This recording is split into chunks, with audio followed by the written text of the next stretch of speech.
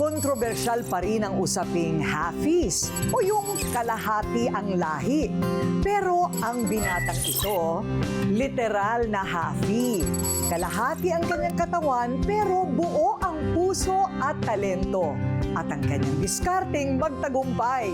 Kilalanin si Diego, ang talented halfie ng Davao de Oro.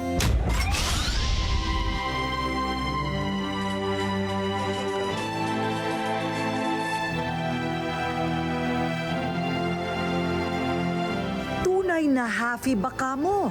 Abay, siya na nga ito, ang proud Davaoenyo na si Diego Garcia. Literal na ipinanganak na halfie. Dahil kalahati lang ang kanyang katawan. Kulang din ang kanyang mga daliri. Pero hindi kailanman kinulang sa kumpiyansa at abilidad. Taas noon niyang ipinagmamalaki, siya ang halfie Pinoy na inspirasyon ng marami. Pinakita niyang hindi kailangang maging perpekto ang kaanyuan para maging kumpleto ang pagkatao. Isang influencer mula sa Davao de Oro na nagbibigay ng inspirasyon sa milyon-milyong Pilipino. Ang dami ko palang pwedeng gawin at patunayan. Malaki pala yung impact na ginawa ko sa social media. Pero bago niya nakuha ang milyon-milyong followers, mahaba ang naging kwento ni Diego. Lalo na para sa isang taong ipinanganak na kakaiba ang pisikal na kalagayan. Habang ikaw ay lumalaki bilang estudyante, bata, parang hindi ka naman sinagian ng kawalan ng loob dahil sa kondisyon. Hindi naman po kasi ako naman yung tipong punong-puno ng positive na may tiwala sa sarili po. Actually, hindi ko kasi iniinda yung situation kung ano meron ako. Kasi iniisip ko na parang normal ako eh. Paglabas niya, hindi binigay sa akin ng doktor. Kasi ganun. Sabi niya sa doktor sa akin, lumapit sa akin, kung anong binigay ng Diyos, tanggapin ko. Hindi ko siya tanggapin kasi anak ko yan. Ipinanganak si Diego na hindi tulad ng karamihan. Isang kondisyon na aminadong dulot ng kapabayaan ng kanyang nanay. Hindi kasi alam ng kanyang ina na siya pala ay buntis. Contraceptive pills ang nagdulot ng habang buhay na sitwasyong ito ni Diego. Ay talaga, nasasaktan eh. Tinatawag niya sa mga classmate niya, tinatawag na, manananggal. Sabi, siyempre nasasaktan din ako. Wala lang yan. Sabi ko sa kapatid niya, pag doon kayo sa school, alagaan mo yung kapatid mo, yung kuya mo. Huwag mong pababayaan kasi maraming nagbubuli sa kanya gaganon. Matapang talaga si Diego. Parang chill lang siya kahit ang dami niyang pinagdaanan. Alam niya kung paano i-manage yung problema. Dahil sa kanyang kondisyon, ang mga simpleng gawain abay naging malaking hamon.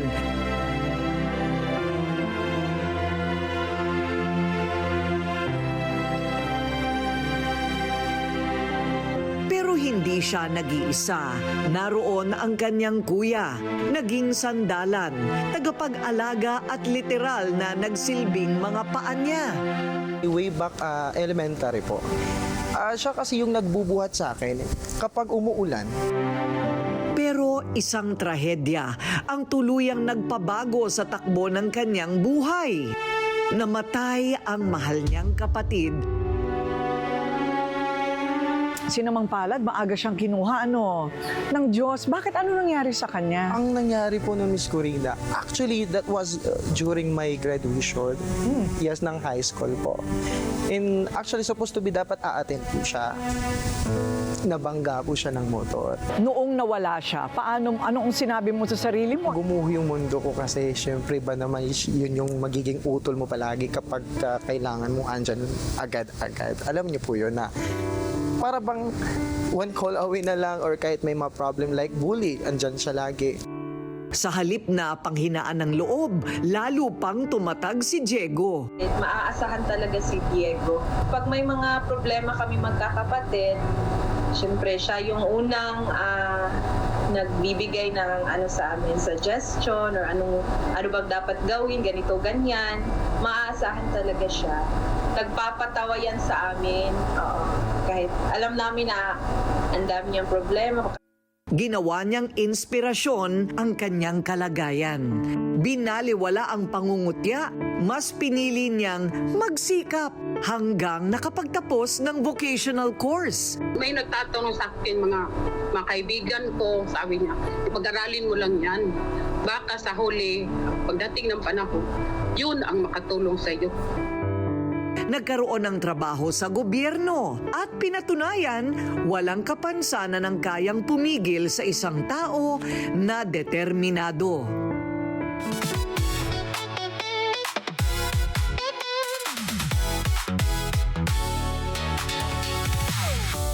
Ikaw na yung Hafi. Pero Hafi na minahal ng mga netizen. Yes po. Hindi ba? So anong pakiramdam mo? Dami mong fans.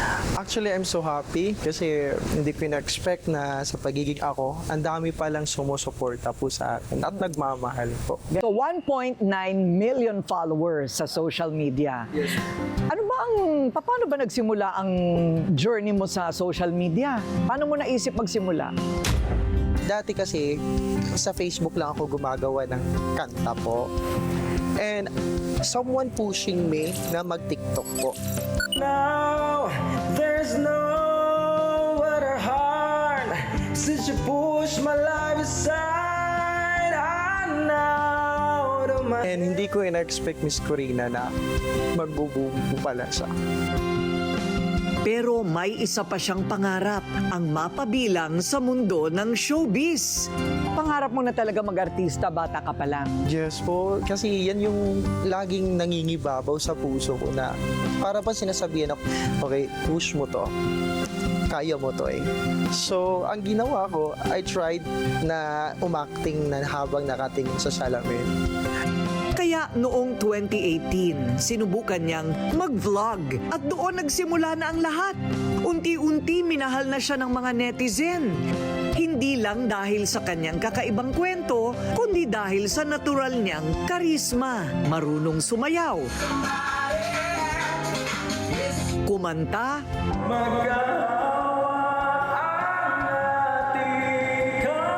at umarte. I deserve an explanation. I deserve an acceptable reason. Sige, mag-break na lang tayo. Fine! Hiwalay tayo! O, sige!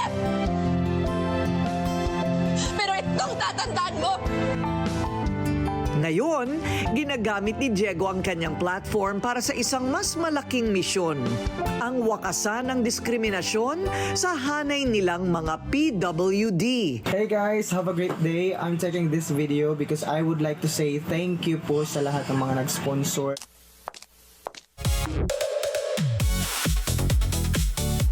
Gusto rin niyang ipakita sa lahat na ang kapansanan ay hindi hadlang para mangarap.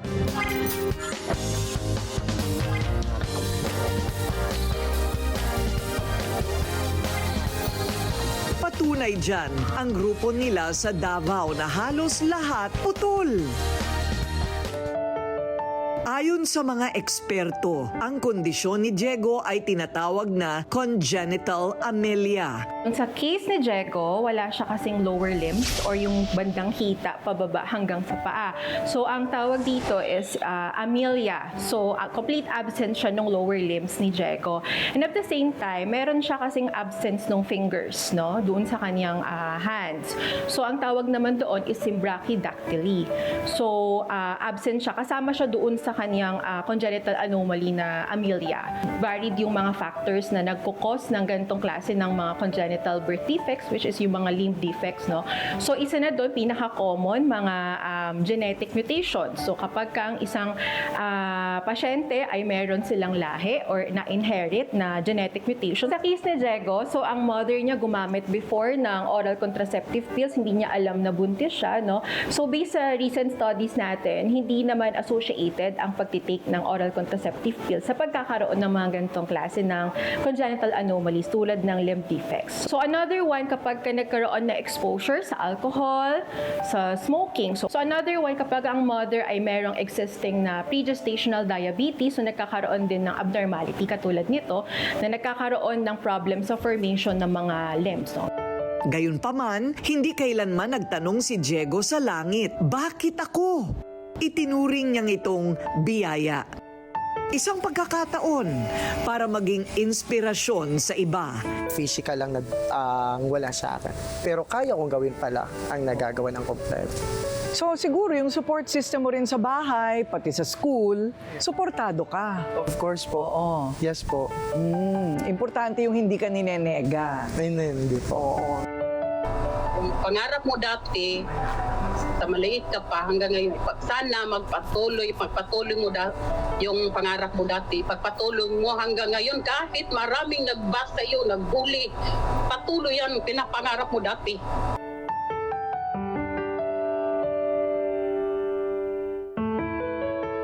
Grabe, napaka-discard talaga ng kapatid namin. Kahit ganyan. Oo. Wala kaming masabi sa kanya. All goods talaga siya. Sa mga, narating niya ngayon is sobrang proud kami. Ngayong Disability Pride Month, may regalo si Diego. Pasample ka nga, may original ka daw na kanta. Yeah, sure. Okay. Ikaw ang gumawa ng kanta na yan. Well, actually, gawa po yan ni Direk. And that was my first album. I-record pa lang naman po namin, Miss Corina. ganun. Okay. So, ito pa. Minsan stumble, minsan na fall, pero I rise again, I stand tall.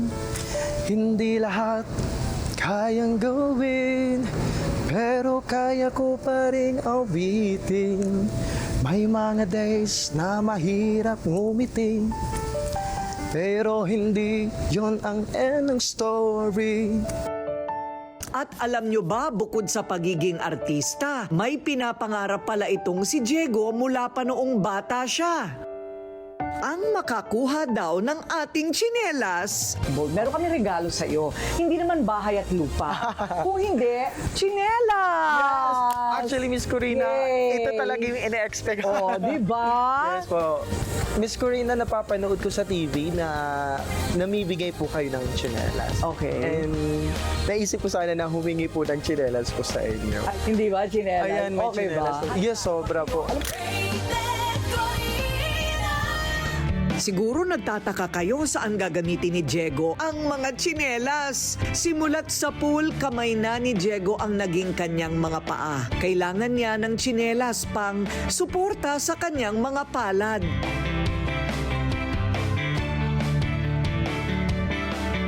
Sa mundo, madaling makita ang mga bagay na kulang.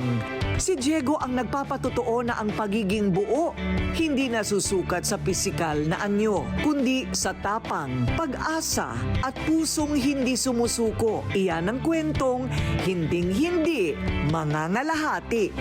I've got my dreams, I've got my fight.